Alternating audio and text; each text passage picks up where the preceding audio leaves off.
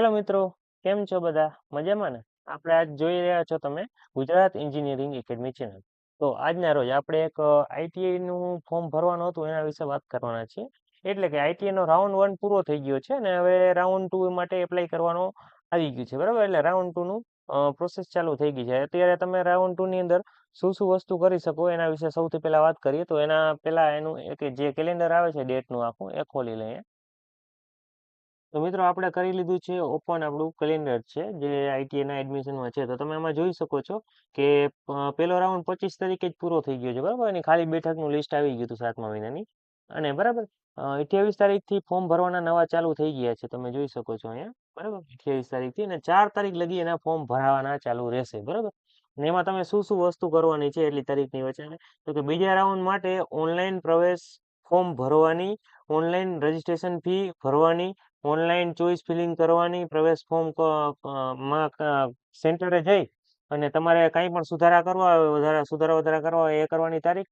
અને બીજા રાઉન્ડમાં ભાગ લેવાના ઓનલાઈન એપ્લાય કરવાની તારીખ છેલ્લી છે બરાબર. એટલે કે 28 થી 8મા મહિનાની 4 તારીખ લગી તમારે આટલી વસ્તુ કરવાની છે જેટલી આની અંદર લખેલી છે. જેમ કે આમાં તમારે જો બીજા રાઉન્ડમાં તમને આમાં સમજાવું તો ડિટેલમાં તો કે બીજા રાઉન્ડમાં જે લોકોએ કોલેજ મળી ગઈ છે ને મતલબ કે આઈટીઆઈ મળી ગઈ છે બરાબર. અને અહીંયા એની એડમિશન પણ કન્ફર્મ કરાઈ આવ્યા છે બરાબર. અને હવે એ મિત્રોને શું છે કે ભાઈ મારે છે ને આ કોલેજ મને આઈટીઆઈ અનુકૂળ આવતી નથી, મારે અહીંયા કરવું નથી, હવે મારે છે ને બીજા રાઉન્ડમાં એપ્લાય કરવું છે બરાબર. તો તે લોકો કરી શકે કે નહીં એવા પણ ઘણાને પ્રશ્ન છે. તો હા, 100% તમે એના માટે એપ્લાય કરી શકો છો. તમારે તમારું આઈડી પાસવર્ડ નાખીને તમારું આખું ફોર્મ ઓપન કરવાનું છે ને એમાં તમને એક ઓપ્શન જોવા મળી જશે. તમને બતાવું હમણાં તો કે આ મેં ફોર્મ ખોલેલું છે એક સ્ટુડન્ટનું.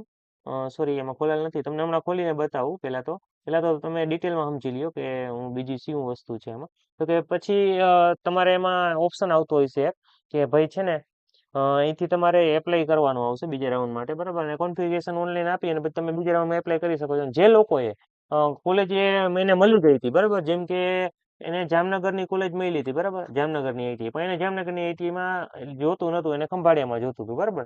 તો એ મિત્ર એ શું કર્યું, જામનગર વેરિફિકેશન કરવા ગયો નહીં બરાબર, ત્યાં ગયો નહીં.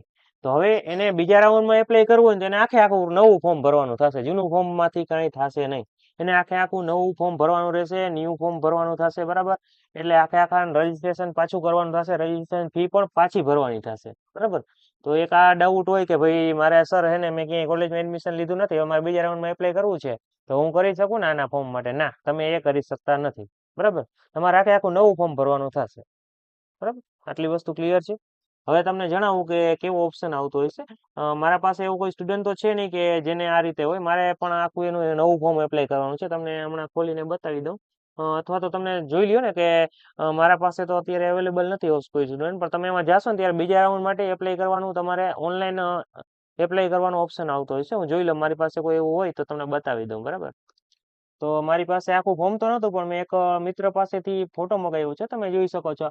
અહીંયા તમને રાઉન્ડ 2 માટે આ રીતે એપ્લાયનું બટન આવશે, તમે એની પર ક્લિક કરશો ને એટલે તમને કોન્ફિગરેશન માંગશે, તમે યસ નો કરવાનું થશે થોડુંક, ને પછી આઈડી પાસવર્ડ કે એવું નાખવાનું થશે અને ઓટીપી આવે તો દાખલ કરીને પછી તમે બીજા રાઉન્ડ માટે એપ્લાય થઈ જશે. ને પછી તમારે એમાં એપ્રુવ થઈ જશે. અહીંયાથી જો એપ્રુવ કરશે તો તમારે ચોઈસ ફિલિંગનું ઓપ્શન આવી જશે બરાબર.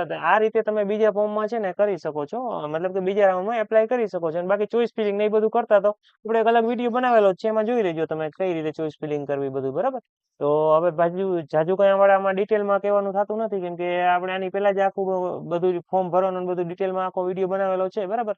અને જે લોકોને નવું ફોર્મ ભરવાનું છે એટલે કે જે મિત્રોએ કોલેજમાં એડમિશન મળ્યું છે ને એ લીધું નથી બરાબર, એટલે કે એપ્રુવ નહોતું કરાયું, એને લોકોને શું કરવાનું છે તો કે અહીંથી તમારે ન્યૂ એડમિશન ઓપ્શન આવી જ ગયો છે, અહીંથી રજીસ્ટ્રેશન નવું કરાવી લેવાનું છે અને તમારું છે એ નવું ફોર્મ ભરી નાખો. જેમ ઓલે ફેરે આપણે વિડીયો બનાવ્યો તો આખે આખી પ્રોસેસ છે, એટલે આમાં ઓલેથી કહેતો નથી, એની લિંક ડિસ્ક્રિપ્શનમાં આપી દઈશ તો તમે ચેનલમાં જઈ અને ચેક કરી શકો છો. Gujarat engineering academy ITI new registration form search મારશો યુટ્યુબમાં તો પણ આપણું આવી જશે બરાબર. તો એ રીતે તમે આખે આખું ફોર્મ ભરી શકો છો બરાબર. તો આપણે સિમ્પલ સ્ટેપમાં તમને બધી માહિતી આપી દીધી છે. તો આજનો વિડીયો આપણે અહીંયા જ રાખીએ. Thank you for watching Gujarat engineering academy channel. આવા નવા ઇમ્પોર્ટન્ટ અને વિડીયોને મિસ ના કરવો હોય તમારે તમારી ચેનલને સબસ્ક્રાઇબ કરો અને બેલ આઇકન જરૂરથી દબાવો, જેથી તમને અમારા વિડીયોનું નોટિફિકેશન સૌથી પહેલા મળી રહે. બરાબર? તો thank you for watching Gujarat engineering academy channel. આજનો વિડીયો અહીંયા જ રાખીએ.